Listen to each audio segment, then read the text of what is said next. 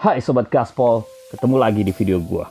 Kali ini gua akan mencoba memprediksi bagaimana performa Galang Hendra di kelas World Super Sport sampai akhir musim tahun ini. So, check it out. Adapun cara atau metode yang gua gunakan untuk memprediksi adalah dengan membuat kategori penilaian sesuai kriteria yang gua tentukan. Gua akan memberi nilai 3 untuk performa yang baik, nilai 2 untuk performa yang cukup, dan nilai 1 untuk performa yang buruk. Oke, kita masuk ke kategori penilaian yang pertama, yaitu penilaian berdasarkan peringkat Galang Hendra di World Super Sport 300 tahun 2019. Tahun 2019, di kelas World Super Sport 300, Galang Hendra berada di posisi ke-7 dari 41 pembalap. Oleh karena itu, gua memberikan nilai 3 atau baik kepada performa Galang Hendra saat itu. Akan tetapi, jika dibandingkan dengan rookies lainnya yang merupakan jebolan dari kelas World Super Sport tahun 2019, peringkat Galang Hendra ada di peringkat ke-3. Maka, gua memberi nilai 1 untuk performa Galang Hendra kali ini. Dan hasil penilaian untuk kategori ini gua kasih nilai 2 atau cukup buat performa Galang Hendra.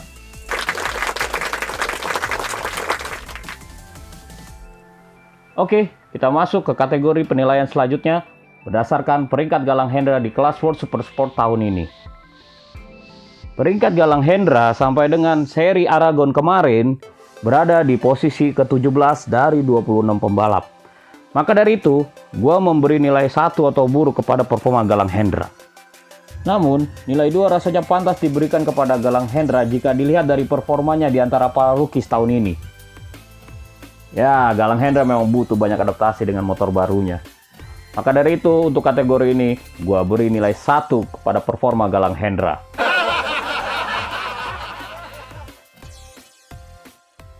Oke, kita lanjut ke kategori penilaian yang terakhir.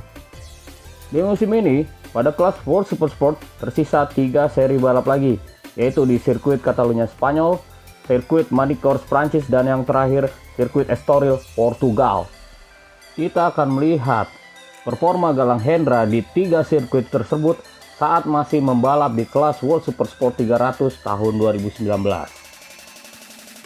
Di Catalunya, Galang Hendra berhasil finish di posisi ke-6 dan posisi ke-4 pada race 1 dan kedua, sehingga nilai 3 layak diberikan pada Galang Hendra. Namun jika dibandingkan dengan performa para rookies, khususnya jebolan kelas World Super Sport di tahun sebelumnya, posisi Galang Hendra bersaing ketat dengan posisi Andy Verdoya.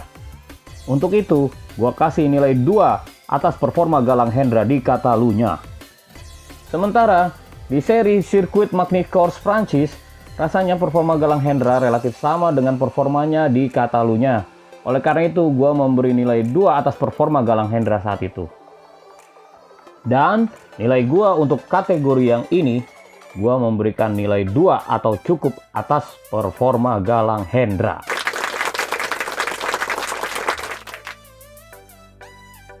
Kenapa gua hanya membahas 2 seri, padahal ada 3 seri tersisa di tahun ini? Karena data balapan Galang Hendra di sirkuit Estoril nggak ada. Kesimpulannya, dari semua penilaian yang gua berikan, performa Galang Hendra gua beri nilai 2. Sehingga gue bisa memprediksi di akhir musim ini Galang Hendra akan berada di peringkat 10 sampai peringkat ke-15. Oke, itu dia prediksi gue. Kalau lu punya pendapat yang berbeda atau punya prediksi yang lain, silakan sampaikan di komen. Baiklah Sobat Gaspol, gas boleh pol, tapi jangan sampai ngompol.